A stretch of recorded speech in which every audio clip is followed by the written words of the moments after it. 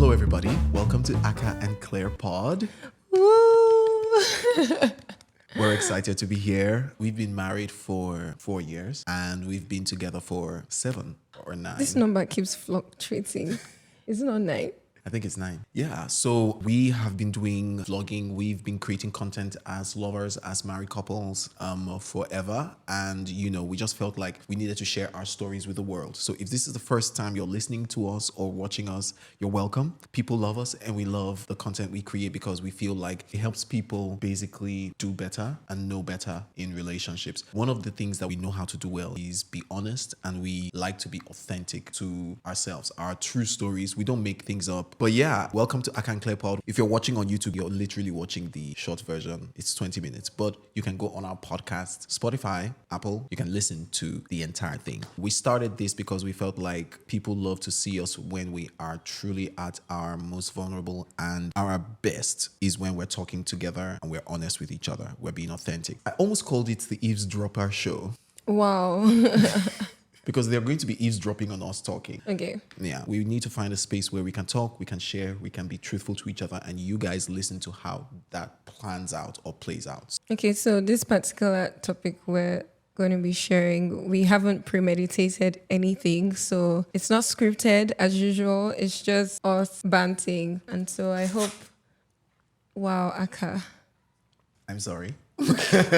So I hope it goes well. We actually attempted to do this, didn't work out, and we shot like 4 videos. We shot 4 videos and we eventually had to ditch them all because quality premium content is what you deserve. Okay? So we are back here doing it again and better. Yeah. So the topic we're going to be talking about today is, have we changed after the baby? Have you changed after the baby? I believe so. What has changed after the baby? Yeah, what has changed? I think my body has changed. My sleep pattern has changed. My sensitivity has changed. My priorities has changed.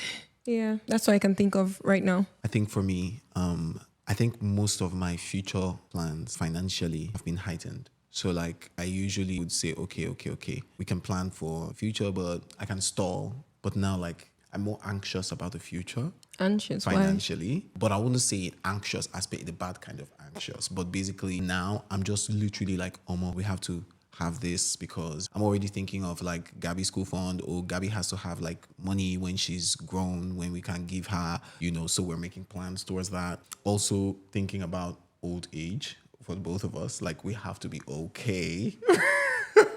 It's interesting that, you're saying that because I don't get that vibe from you, that you think that far off. I think you're a very present person, but regarding finances, yeah, maybe you think about Gabby's future school fees, but I don't think you imagine our old age and how we're going to leave. Because I'm like, how do I leave now? I'm thinking about now. I think that's where the balance comes in, because to be honest, like you're saying, you don't know if I do that and everything, but I'm not just thinking about it. I have actually made moves on it. I mean, about the insurance, okay, which is on one end, and then of course the plans to invest for the future. And I have several insurances for Gabby's school, for old age, for both of us, and then contingencies. I don't want to say the name. You know what it is, right? Which one? Tell me. Emergency. Wow. Akah said, don't you dare. You know how they can be. At the end of the day, man, we just need to plan, okay, in so companies. This question was more about what has changed. So those are the things that have changed. I'm just more intentional financially for the future. And I have also realized that doing that has basically done something to me when it regards enjoying now or doing now. So now I'm just like, this is not the time to enjoy. We can't do too much now. This is the thing. But at the same time, I feel like, what if Jesus comes tomorrow? What if? And I'm keeping money for and this is one thing that I ask when we're in conversations about time frames. So the Bible says, do not be anxious about tomorrow, that we should be present in our now, And it also says that the ants, they pile up food for the winter during the summer, make haste while the sun shines type of thing. So where's the balance and all that? Yeah. So me, I'm also what kind of living standard makes me happy right now? What do I have to do to achieve that? and still maintain a fraction for tomorrow. So that's my vibe. I won't put 70% in tomorrow. I'll put 70% in today and 30 in tomorrow. Yeah, I think that's the difference between myself and you. I can put like 80% into tomorrow, but also because you've also been like more vocal about like your now, I've been slowly realizing that, oh my God, okay, I have to take cognizance of our now, as in not putting everything into tomorrow is enough. Because again, if I trust in God and God has said tomorrow take care of itself, even though we should plan for tomorrow, but we shouldn't overdo it. Do you get? So I just realized I need to find the balance. Yeah. But I'm always like thinking of, Gabby's school, Gabby's future. Gabby's going to Harvard. We need to, when we are old, we need to have enough money. We need to buy stock. Save Bitcoin. It sounds like those your animes. Okay, so what would ease off that anxiety? If I just get like 30 billion for your account. $1 billion. billions, I just want to have plenty money at once. Then, to be honest, if I get plenty money at once, I'm still going to put a lot of it into the future.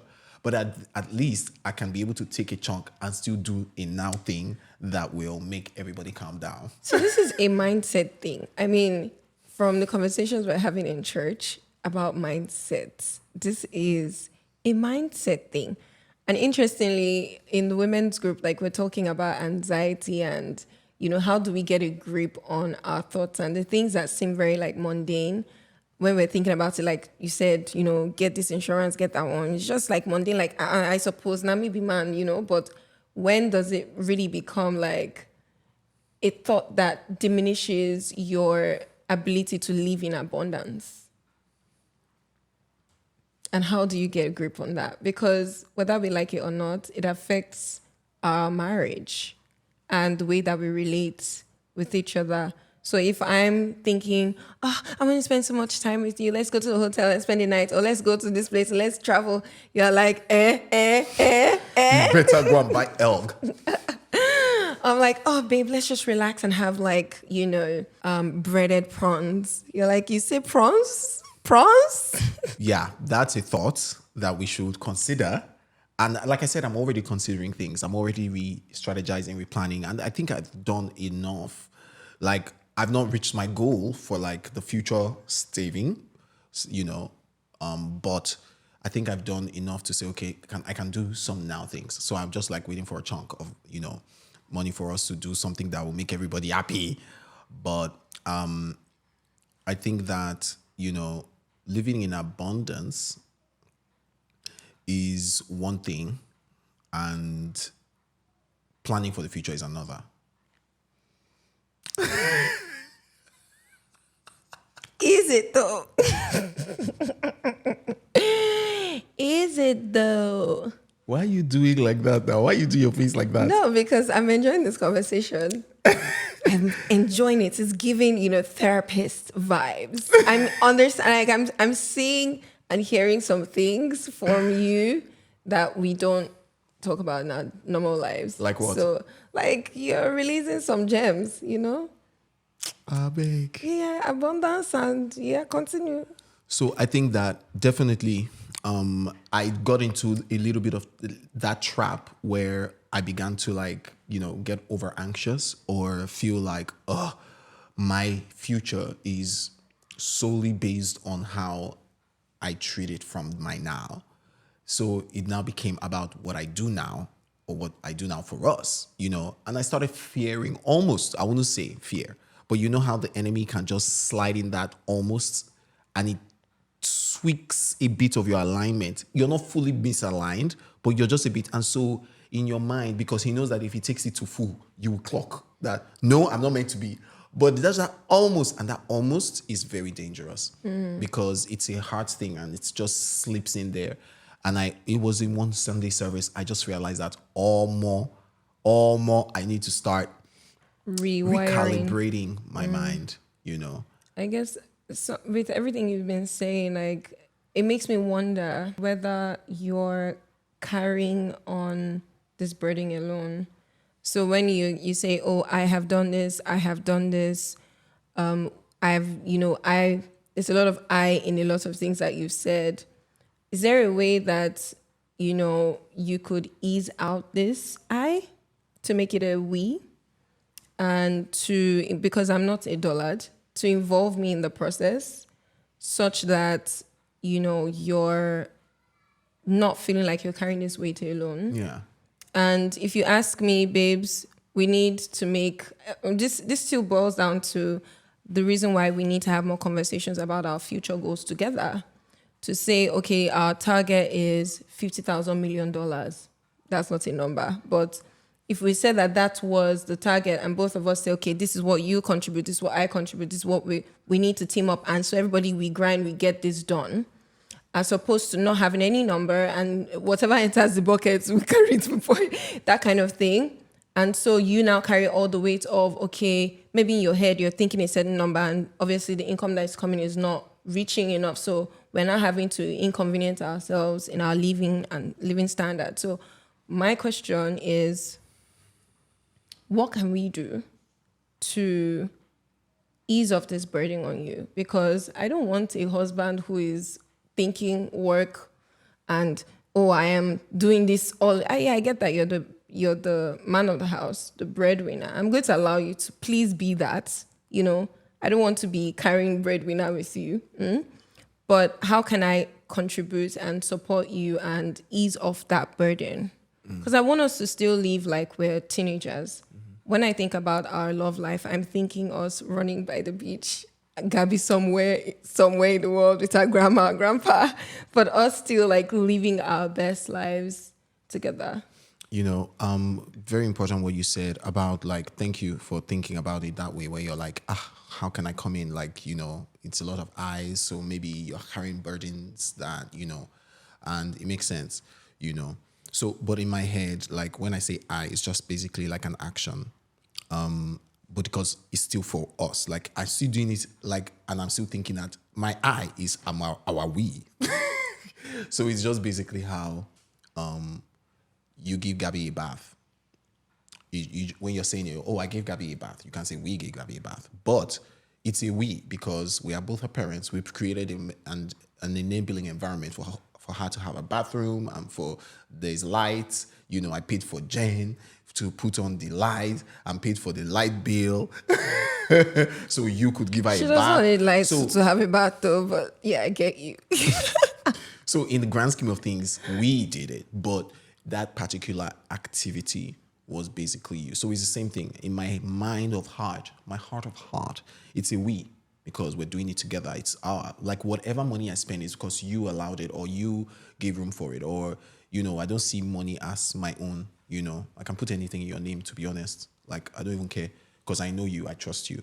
But like what you've said with involving you more, I think that that's something I need to do more.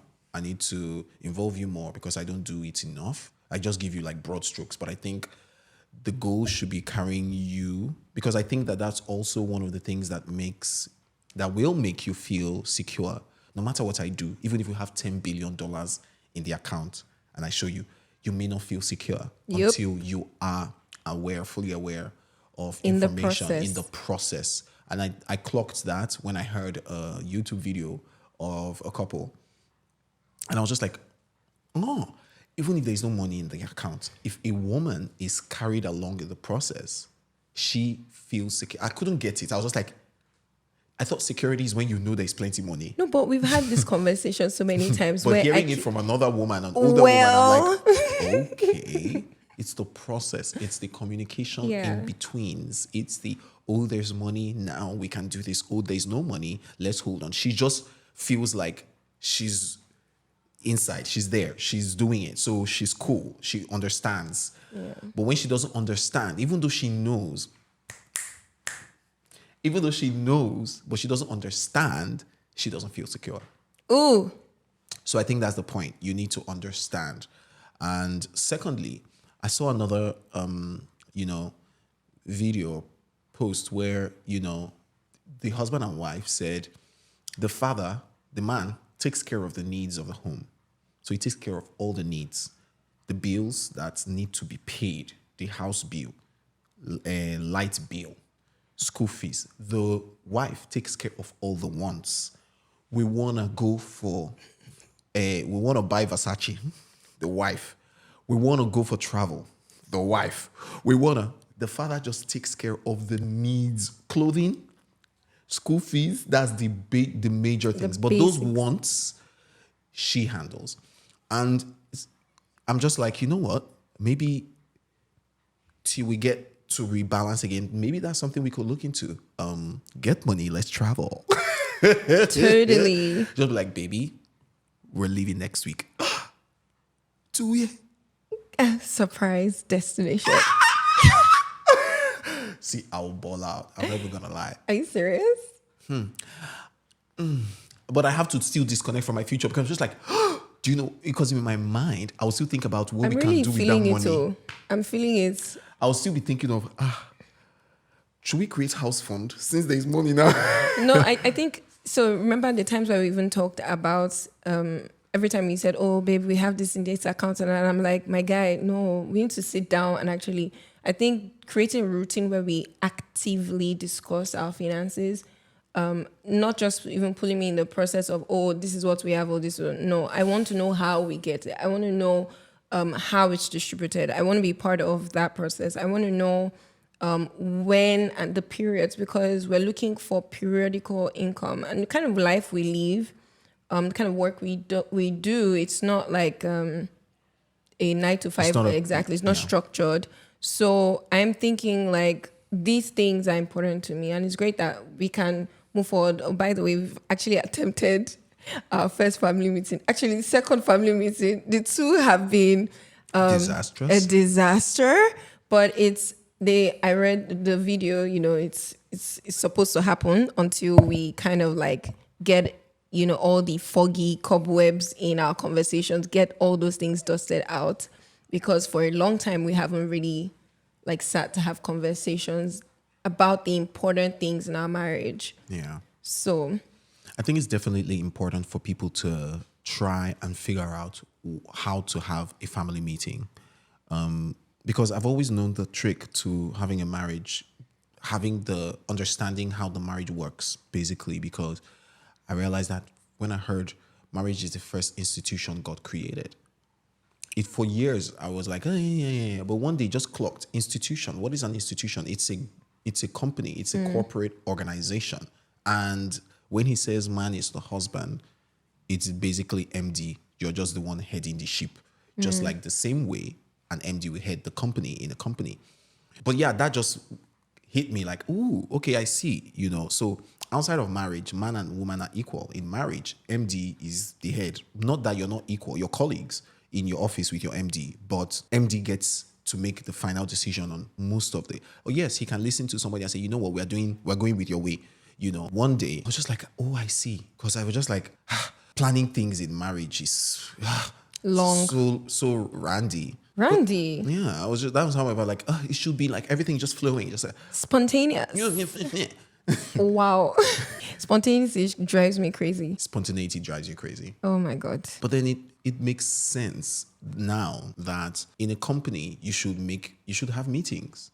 Like it used to be icky, like meeting. You will sit down, start doing agenda. But yes, if it's an institution, if it's a corporate organization, then yes, carry your colleagues along. This is the plan. What do you think? Everybody. So I was just like, makes sense. So yeah, we'll keep trying for family meetings where we can all do it right and hopefully find that balance, because it has been, but I think, wild. I think even the second one was even better.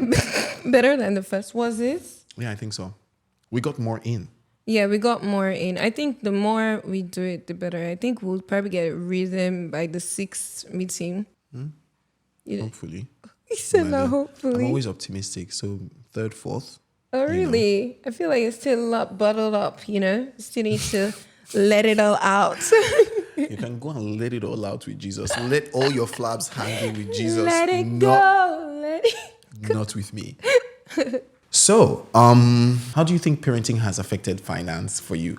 Do you think of Gabby's future? Do you spend more? I think you spend more because of Gabby now. I think that has really, you can just be like, look, I'm buying books. Yeah, I think since she was born, aside from like the little gifts that we got here and there for her, I've mostly taken care of her diapers, You've taken mostly care of her everything. clothing, books, toys, things that just I see that as like, Gabby needs this, you know. Every time I go in a store, I always buy something for her, even if it's like a bubble toy or something that I know that would just light up her mood. Or yogurt.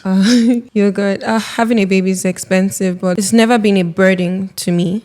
And I'm grateful to God for that, giving me the ability to even like splurge on my child. Constantly updating her books. Look, books are expensive. Clothes, shoes are expensive. Birthday shoots. I remember I spent close to about 60K on just like dresses. And this is not just me trying to be doing the most. I was in that store negotiating and pricing like a market woman, you know, but it's just stuff that we know it needs to be done. It happens once in a year, so it needs to be done. And so, yeah, I've had to spend on myself as well because of my change in size. I've gone from a size 6 to a size 8 to a size 10 to a size 8 and back to a 6. And, you know, like I thought that, okay, once I'm a size 8, size 10, that I will stay that size for a while. But to my behold, I became a size 6, 8 very quickly. And I was too hasty in selling off my small size clothes or like my size 6 clothes because I thought I wouldn't be that size anymore. And so now I have to buy them back. And obviously, economy is different. So spending. I think that first off, hats off to you. You've done an amazing, phenomenal job raising Gabby. I have to first say that I always knew though that you were gonna be a star mom. Like Star. But you have taken star to the next level. Like you're not a star in the night, you are the freaking sun. Like Thank you. well done. Also, yeah, like when I saw that you have that on lockdown, I was just like, make her just free. I mean, let her do. Because Claire knows what to get Gabby. Like, I can get into a baby store. I remember those times that I went to the store to shop for her. My brain nearly exploded. I had to have Claire on video. I had to have, like, just tell me what to pick. What is the freaking number? I need to know exactly because I see something. I don't know how you guys do it. You see something, you know it's her size. I'm like, this is my baby size. They're like, no, that was her size like 10 years ago. 10 years ago. I'm like, here we enter her. You know? So that's really funny. But you have that on lockdown. Something that I actually now got to clock on was actually fathers and the role of fathers and the role of men in the home is not to do too much with the children, especially in the beginning stages, like things like this. I mean, there are dads that they got this on lockdown, that's fine. But I feel like for most homes, what works is you pour into the mom, you pour into the wife, you give the wife, and then she then gives of herself to the family. I think that that system can work where pour into you and then you pour in. So how do you pour into me? That's a whole different conversation. Because but I think that that's the system it should be. I give you love, give you care, give you TLC, give you money, and then you then just. I don't agree. Because the truth is, if we're not happy with each other, it will affect your relationship with Gabby. I don't agree. I think that a lot of mothers that haven't gotten support in raising a child have eventually channeled all their love and attention to their child, and then their marriage just suffers from that. So what you want to do as a husband... Sorry. So once the wife gets to a point where it feels like she's not getting the support from the husband, right, in raising the kids, it's not that they'll be giving me TLC. Go down, change the diapers, bathe the child when I'm tired. She starts getting some sort of resentment towards the husband that will now make her want to pour all her love and attention on a child, which would directly affect the marriage, So it's now becomes like, I prefer my child to my husband because this man is just unserious. I think that, I'm talking of a general scope because the truth is when you're tired, I step in. Like, there's not even... Do you have anything to say about that? Yeah, I do. I think that there's been sometimes, and it's not to like say, oh, you're not an amazing dad. There's been times when I've been really exhausted, but I also see that you have to go out. So I have to make do. There are times where I'm the only one in the house, I'm ill, I still have to be a mommy. Yeah.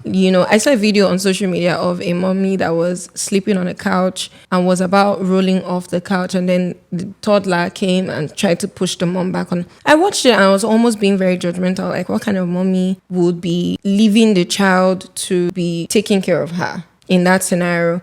But I remember there were times where I was so ill, but I still had to like get up, bathe Gabby, feed Gabby, and there could be somebody that could probably have been in a worse situation that just could not get up. What do they do when they don't have support or assistance in that scenario? So this is a situation of like... But I think the scenarios we're talking about is where I'm home, because you cannot count situations where I'm out or I'm not home. Like I'm talking about like the situation where we just talked about. Like if the man is home, you pick up the slack. Like you have to do it. So like, that's a man that is actively looking to see where there is need. So you could be home but not be present. You can feed the baby, give her baths, help her do homework when you can, play with her. When mommy needs to sleep, don't go into the room, mommy's sleeping. Those are the things that you can take her off for fun activities, drives. And I think that fathers need to find special things that they can do with their children. I found one recently because swimming wasn't working out, but I found one recently. What is it? I'm not saying. Okay. So I think to just buttress your point, because you started off saying that leaving women to sort of handle that situation, which is what I didn't agree with. That's why I went on that tangent. No, that's not what I said. To sort of like allowing, so you said allowing the women to kind of own that beginning of a child's upbringing. That's pretty much what you said. So what I meant was when you pour into your wife, it's easier for her to pour into the children. And so I'm saying that let's both be pouring into the children. Yeah, definitely. From the very start, yeah. Which is, when we had Gabby, you would bathe Gabby. I saw you bathe Gabby. You didn't do well with night work, right? Because you're not a night person like that. You were not a night person. So just finding a balance to sort of like be in support in every way that the woman needs support. So if she's like, babes, I can't be waking up tonight, I want 3 nights off, or can you just, and you actually just step in. In fact, sometimes I think some women will not want to say, because they've fully taken up all the responsibility by themselves in everything they're doing. So the husbands need to be sensitive to see their wife's reaction. You see your wife is actually being antsy or snappy. She's stressed. So you don't have to sit and wait for her to say, babes, how can I support you? Just pick up the broom, like literally just get into it. And sometimes there's a couple that was talking about like when the husband goes to work 9 to 5 and comes back, he immediately handles the baby. So we can't say, his 9 to 5 is different from what she's been doing at home. They've both been doing a 9 to 5. And guess what? It's harder to be moving around the house, taking care of a person, taking care of yourself, than to be sitting by a desk, if that is the kind of work that you're doing. So that bodily stress, especially some men that would have done that 9 to 5, then come back home and be expecting the woman to be giving him sugar in the bedroom. She's not going to have the strength or emotional capacity to, So I think with every family, you just need to find a balance and just understanding that the entire process of building a family is really pulling your weight, and giving your 100 doesn't necessarily always mean 50-50. So if what you're bringing to the table is, how do I explain this now? But do you understand what I mean? Like it's not 50-50. Like it could be 70-30, but that 30 that you're doing is actually your 100 at that very moment. And it has to make sense. Yeah. Like the act, it should try to lead to the running of the home smoothly. Exactly. But what did you mean by night? When you said I wasn't a night, So there were many times I had to like wake up in the middle of the night to change her diaper, feed her. She's crying, I wake up. Like you won't hear when Gabby's crying. You're sleeping throughout your night. So when I had Gabby, like my sensitivity was really heightened. If she just does, wait, I'm awake. Right. So there were times when she didn't make a noise and you would wake up. And as I'm arriving, she's just so there was all that.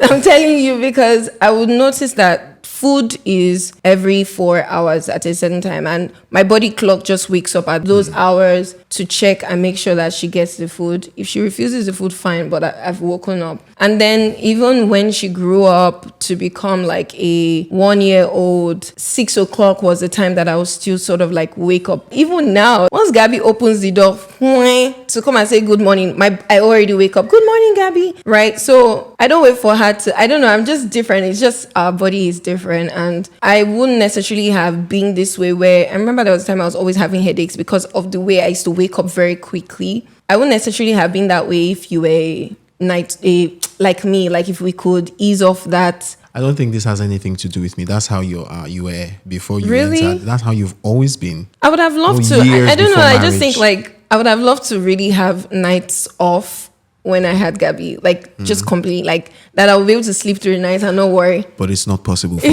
any mother in the world. Is it? Never. But I did. Or the days I dropped Gabby off with my mom. That's later on now Yeah, when she had later gotten on. older. We're talking of the essential. Ellie. But even those essential, please, I beg, I was there. I You were, gave. I didn't say you were not there. I Now gave. you Eh? tried your best. But a father might not hear the cry because like mothers are so sensitive until the baby like what's happening? Oh, there's a baby. Oh really? But like you were saying, body changes. Those have happened. My body has changed since Gabby. Yeah, you had a daddy belly. I did have a daddy belly, like I was pregnant, It was so cute. but it's going. It's going, is it? And I bless the Lord. So I've been working out. I've just been feeling like, I want Gabby to look at her dad and be like, yes, my daddy looks good. But not even like look good, but basically like, this is the way a man is meant to look. Really? Is this Yes. the way a man is meant to look? Let's not go into toxic masculinity. Excuse me. So that Because she there's some knows really what skinny a fit, guys. so that she knows what a fit, healthy man should look like. It's healthy looking in a certain way. And habits, workout habits. Because soon, Gabby will soon start going to the gym with me. She'll start working out. Hallelujah, oh, glory, oh. But like you said, you fluctuate. But you mentioned something about, your body changes coming back to number 6. I don't think that was because you were meant to. I think it's because you fell ill really seriously twice. Yeah, but when we look at like the ladies in my family, we're not like big. My elder sister was showing me her clavicle recently, and she's losing weight too. It's just we're very small size. I wouldn't say So- small size. It's slender, Yeah. slender babes. Slim women. But I know that's enjoyment, premium enjoyment. If I'm living in the standard that I should be living, I will be fleshy. I will be, I promise you. Please, But what standards are you talking we're about? making do right now. Clarify. Once we enter into this need wants, let's just go there.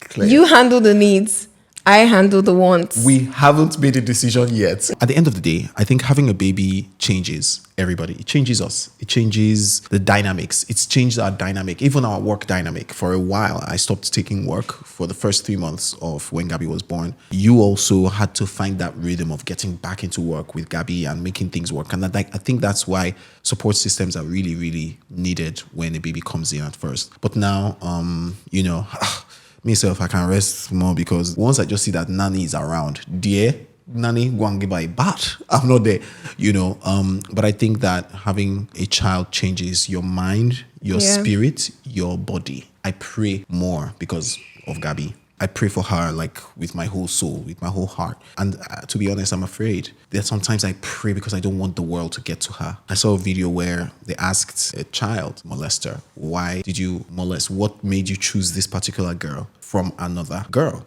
So that she wasn't getting attention. She lacked attention. No. Well, He said the most important reason why he would choose a child over another child is if he sees her father is not a threat. wow. And boom, it just made sense, like in my head, like the role of a father is so much more than even also what he does at home. And just marking territory is very important. And I think I'm going to put out a video about it, like maybe a reaction video to it. But you see this thing called toxic masculinity. I feel like, yes, there's toxic masculinity, but there's a place for why a man is a man. A man is different. And a place for a man being a threat. to whoever, because it is needed in our society nowadays where children are targeted for everything. Children are targeted in ads for commerciality. Children are targeted for sex. Children are targeted for sex change. Look at that Balenciaga campaign. It's crazy what's happening in the world now. I think that's why it's not really about the way man looks, and that's why I said that toxic masculinity. It's not about how you look, and just like we were saying before, you pray for your child. And so I've never really felt any anxiety about how, her going into the world. Because when I pray for her, I pray strength into her, because that's what her name is first. She embodies and carries the strength of God. I pray for covering for her. I pray that she's light in darkness, because that's what this world is. World with darkness everywhere. So the covering is to protect her from all that, because there are men that are not gym bodies or cannot be physically a threat, but can be spiritually a threat, because the pedophile is a demonic attack. Yeah. And it's not just spiritual, but also spiritual, yes, most important. But also what I mean by being a threat is not by being macho, but by being present. Present, yeah. Being there. You have to be seen. Yeah. You have to mark your territory. Exactly. You have to be heard. One who sees that the father is not always there, doesn't care, is just living life anyhow, drinking out, doing everything. That's the child they're going to choose. Do you get what I'm saying? Yeah. And so it's fathers just need to be present. Very interesting, because I remember when I was choosing a school for Gabby, and I always was like, babes, you have to come with me. On the very first day of our creche, even as simple as creche, we went together. And I'm like, we have to do this thing together. As much as I can easily do it myself, there's a place of ensuring that you're involving your partner in some things, right? Yeah. And so we had to make that decision. Okay, you drop Gabby, I pick Gabby. Whichever way it works, they need to see that she has a father. As much as you're the celebrity and you want to avoid being seen all the time, but I'm like, look, she's your child first, and in priority, that comes first. And so I don't think that was ever an issue. It was not even a discussion. I was the one who said, I want to take her to school every day, because I was just like, first of all, it was for me, for my own happiness, but I also love the fact that, you see, because it's fine when the female teachers are outside picking children from school. But I realized that men are also there too. I'm not going to lie. I'm spiritual, I love God. That fear hits sometimes when I'm just like, a man is the one taking my daughter. Oh yeah, it's okay, it's blessed. So you get that on carrier inside. Yeah, but how you were the one who said, oh, let them, she needs it, That was the initial start. So when I drop her. Because all parents just drop at the gates, they go when in. I drop her, sometimes I go in with her. I tell them, don't worry, I want to see her teacher. Yeah. Because I always have things I want to clarify. I'm like, okay, why did this happen the day before? So seeing them, I think even when we're doing our first PTA meeting, I was like, show up, we go together. First of all, this is in no we are not alluding anything to anybody or the school or teachers. I don't think we're not saying that you're bad. It's not from you, it's from me. No, we didn't insinuate anything. Yeah. It's just where the parents come in. A lot of men, just like you said, would prefer to be not so involved in that. I think it was convenient also for you to be the one who would drop her, because I'm still in my nightwear. I just finished rushing to get her food, pack her bag, make sure she's brushed, check her teeth, check her hair. I'm doing all those things. Obviously, when you're not around, I still have to find a way to do all those things and still drop her. But it's just easy. It gets me a minute to just breathe, because immediately I wake up, she's the first thing on my mind. And I've wanted a routine where I wake up and just sit with myself, sit with my feelings, get all that. But I don't have the opportunity that you have. So I'm just like, okay, let's do it that way. While everybody has left their house, I can just now say, but so yeah. Like you said, we've come to the end of this discussion, this first episode, how parenting, having a baby, having Gabby has changed a couple of things in the dynamic. We didn't talk about everything. Yeah, I don't think, in fact, it's very difficult to even have a topic for this episode. I think that, it's great that we're just sort of bouncing stuff off on each other, and people are going to learn from that. The entirety of it is our lifestyle has changed. lifestyle of being parents now, the things that we really wanted for ourselves before we were parents. To be honest, there's been some feelings, and when people ask, oh, when are you going to have another child? There's some feelings that I feel that you can't ask me that, and because I'm still going through this, and it's a lot, having a child is a lot. And so I think in conclusion, the advice to newly married couples, there's a lot to think about before you have a child. There's a lot to resolve. There's a lot of understanding your role in a family. Because if you don't get, first off, this wife thing and then you enter a mother thing, you're going to intensify your learning period. And bro, it's not easy. I wouldn't even say that I figured anything out first before I did any, because I think part of the reasons why I was eager to have Gabby, or that I felt that I was ready, was because I actually felt lonely even being here with you. So there were gaps in my own life that I felt like, okay, maybe if I'm busy with a child, would fill that gap. But there is no gap that a child can fill. And just understanding that you and your partner are first the primary team members of your family. Primary. So if you're not understanding how to work together, having an additional person in the team is just another ball game on its own. And so build that friendship, build a relationship, just like Akah said in the beginning, like this is an institution. Put structure around your family so that when a new team member comes, they settle into a structure and they're not settled into such disarray and instability. So yeah. No topic for this video. We just talk. Anyways, guys, this is the end of this episode. We're going to be coming back again. So please check us out on Instagram at Akah and Claire. And you can check our individual pages, Akah Nani and Claire Idara. We're also on Threads. Yeah, we're on Threads. And we're having fun there. But I think that it will do you a lot of good to check out our Instagram pages. And, thanks for eavesdropping. And see you again in the next episode. Bye. Ciao.